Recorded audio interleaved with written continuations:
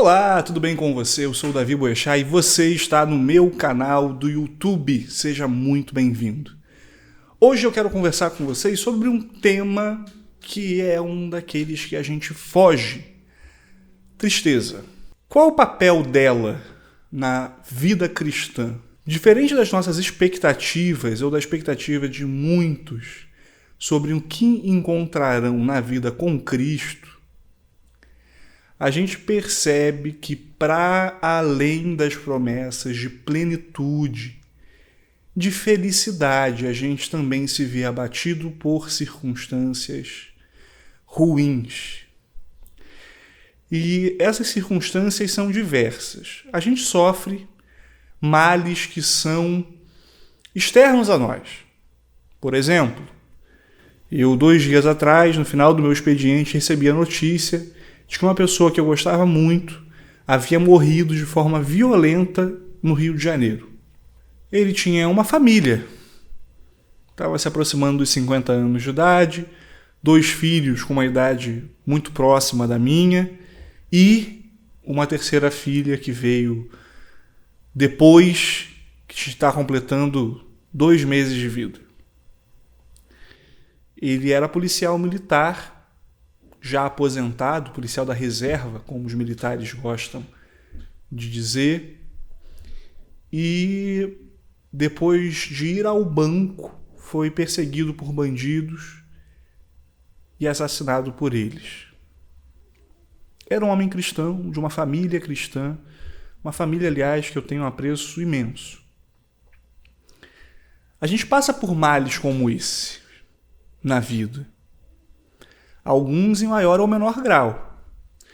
E a gente passa por outro tipo de mal, que é um tipo de desassossego que é mais interno e tem a ver com conflitos entre o que nós desejamos e o que nós efetivamente fazemos. A gente pode colocar no meio desse tipo de mal que nós também sofremos a culpa. A culpa pelo pecado, a culpa por termos cedido ao que não deveríamos. E existe um texto bíblico que lida de uma forma específica com esse tipo de mal, que é o texto de 2 Coríntios, que a gente vai ler no capítulo 7. Antes disso, porém, eu queria mostrar para vocês uma citação que ela me chama muito a atenção para o porquê, pela razão pela qual nós deveríamos pensar e refletir sobre o mal que nós sofremos, sobre o mal que chega a nós de alguma forma.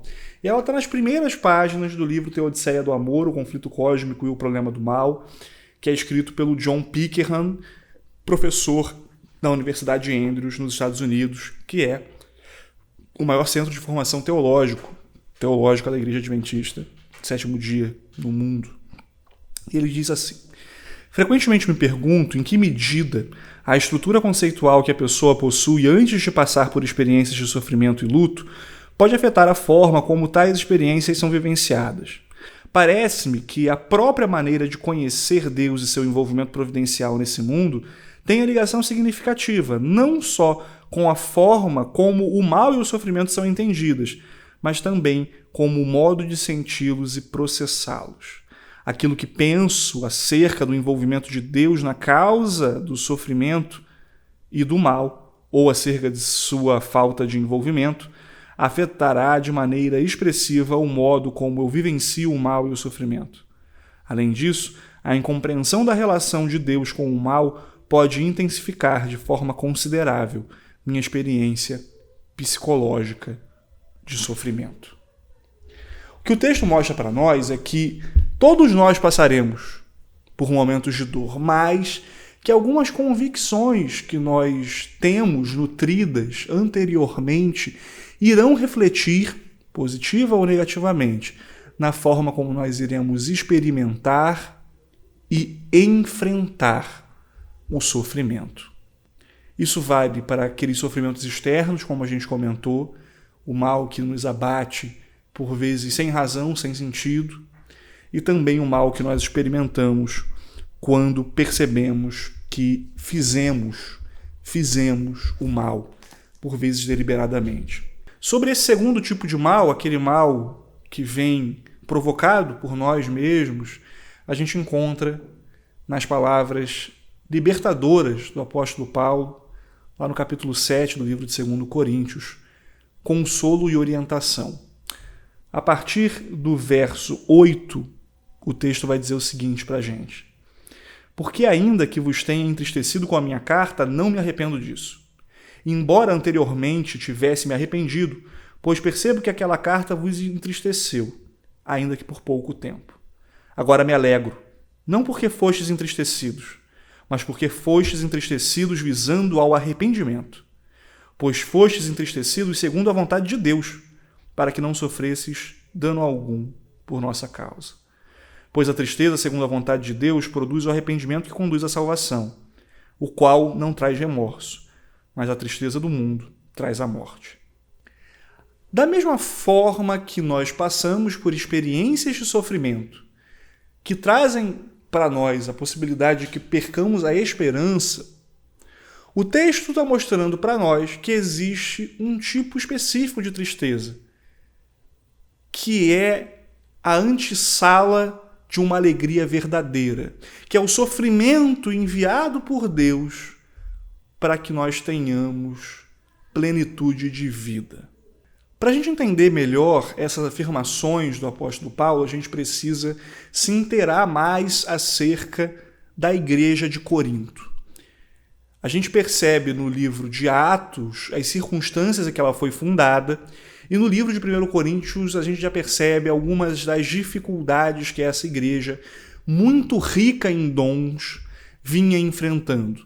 Isso porque ela tinha uma quantidade expressiva de problemas graves no meio da sua membresia, e isso inspirava a necessidade de uma intervenção divina.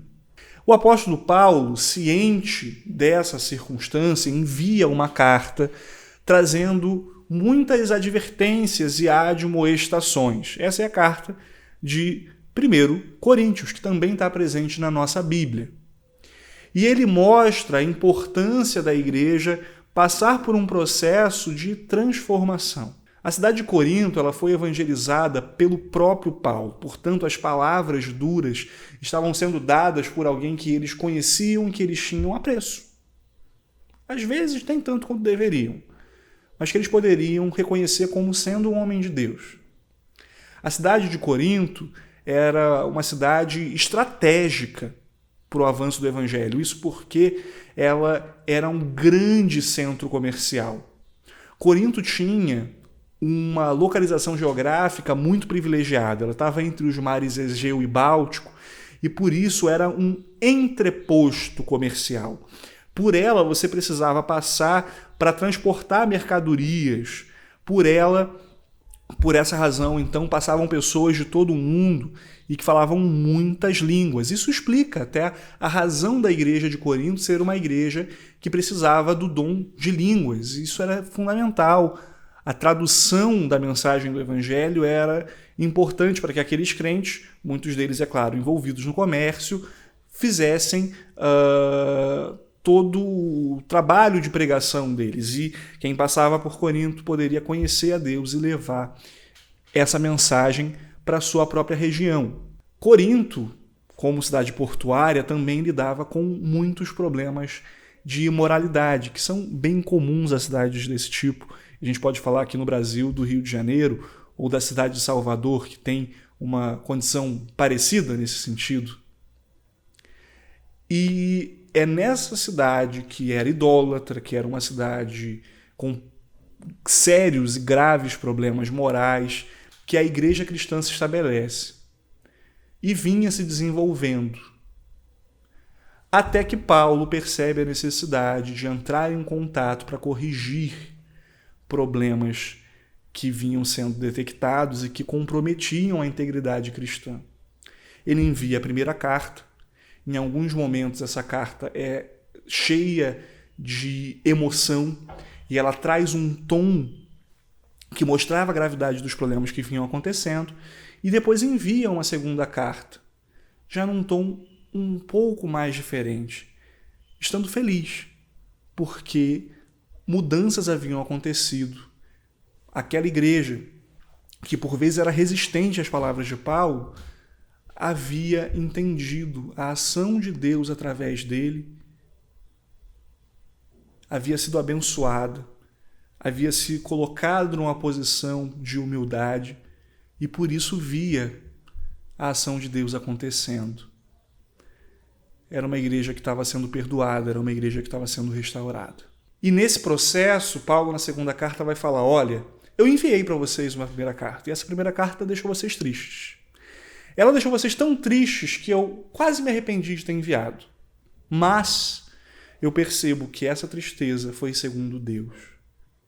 E que, diferente da tristeza do mundo, essa tristeza produz vida.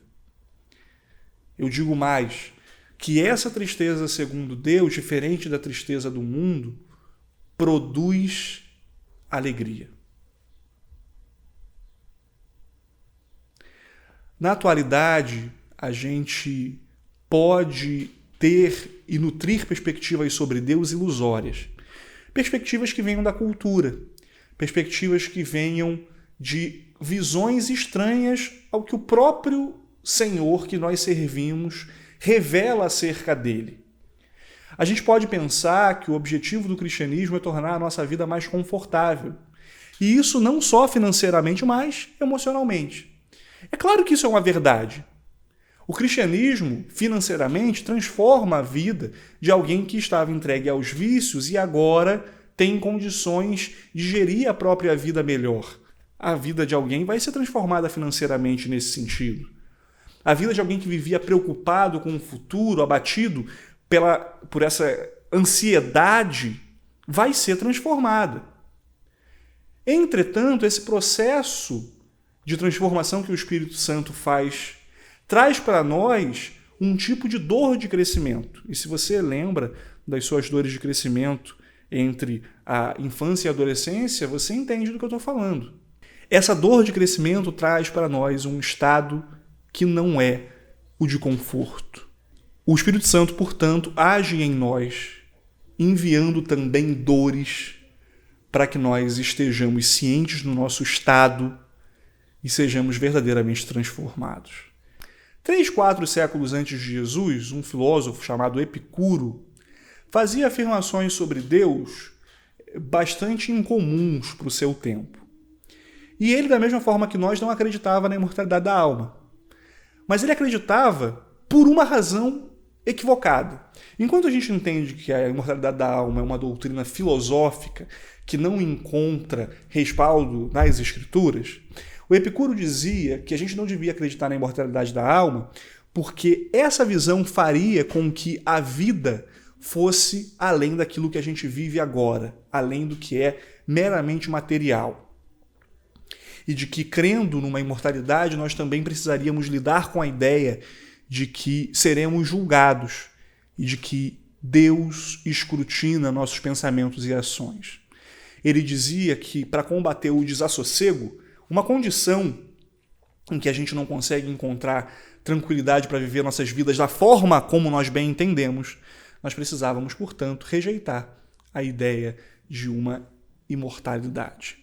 Epicuro até atacava um problema que era real, que é a crença numa imortalidade da alma. A crença da imortalidade da alma nega a realidade de que o salário do pecado é a morte, é a inexistência posterior à punição.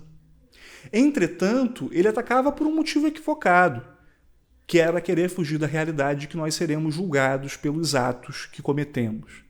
Somos sim perdoados pelo Evangelho, mas a certeza das boas notícias do Evangelho só fazem efeito na nossa vida quando nós temos a convicção de que nós estamos em maus lençóis por nós mesmos. E Epicuro queria mudar essa realidade.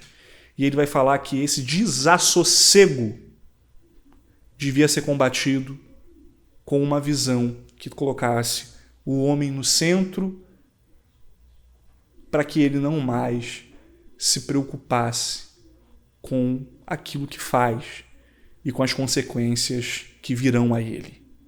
Nós podemos encontrar nessa perspectiva um pouco do que somos nós, todos.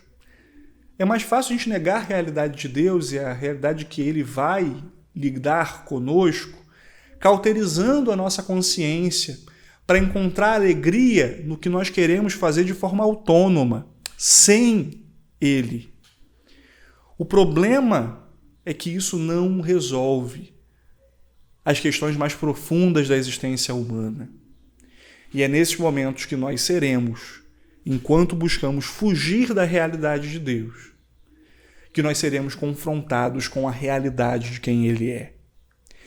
E ser confrontado com essa realidade nos traz o quê? Desassossego.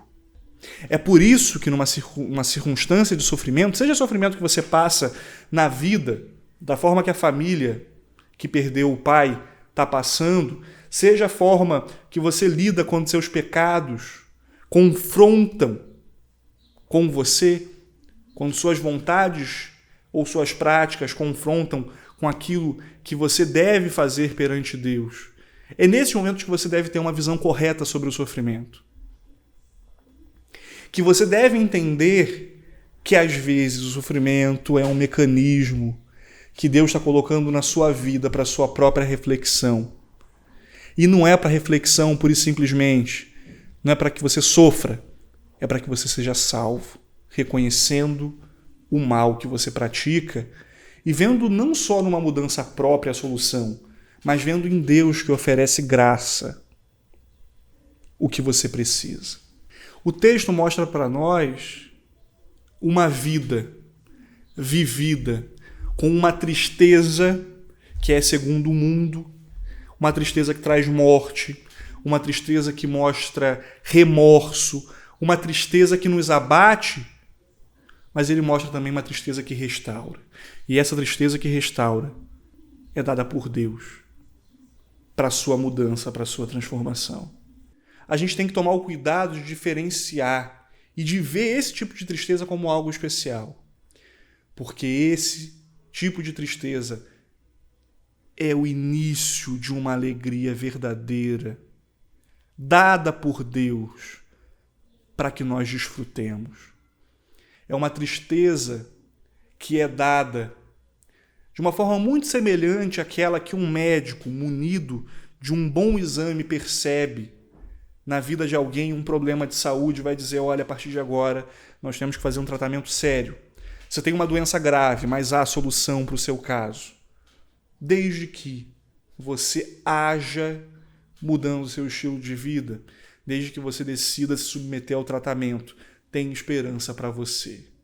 O baque pode ser grande. Receber a notícia ruim não é bom, mas há esperança para quem decide incorporar uma mudança de vida. Essa é a esperança que a gente encontra nas Escrituras. O que a gente pode esperar, portanto, quando nós convertemos, são momentos em que nós estaremos profundamente incomodados com a nossa própria situação. Nós não estaremos satisfeitos. Nós seremos confrontados com a nossa pecaminosidade. Mas a vida não para por aí. O que Deus dá para nós é uma tristeza que gera arrependimento. E esse arrependimento traz reconexão com Deus, que traz alegria, que traz avanço espiritual, traz mudança de vida. A importância maior desse vídeo é dizer para você que há um tipo de tristeza que Deus vai enviar para todo crente. E esse tipo de tristeza que Deus vai enviar para todo crente e que vai chegar a você em algum momento, não é para sua destruição. Como nós lemos na situação do início do vídeo, as expectativas que a gente nutre sobre a vida espiritual determinam o como nós vamos vivê-la. Ter uma expectativa errada sobre as sensações que você vai experimentar na sua vida depois da conversão pode fazer com que você desista da fé. Se for prometido a você prosperidade, seja no recurso financeiro, seja no seu emocional, sem que sejam dados esses disclaimers, sem que sejam dadas essas recomendações sobre o que você deve esperar na vida cristã, talvez você se abata e desista. Você se sinta mais indigno do que de fato todos nós somos perante esse Deus perdoador. E é por isso que a gente precisa ter a noção de que a vida cristã verdadeira, vivida com Deus, no auxílio do Espírito Santo, uma vida cristã que vê a Bíblia como um espelho, uma vida cristã que não se contenta com as próprias opiniões, mas se coloca perante Deus para ser mudada, ela enfrentará sofrimento, um sofrimento dado por Deus para a mudança. Essa expectativa você precisa ter para não se decepcionar. Porque essa tristeza é temporária, é passageira. E o que fica é a vida eterna como resultado dela. O que fica é o aperfeiçoamento do seu caráter. Por isso, não ore a Deus pedindo para que Ele te dê tristezas, mas também não reconheça a qualquer tristeza como sendo uma armadilha do inimigo colocada no seu caminho.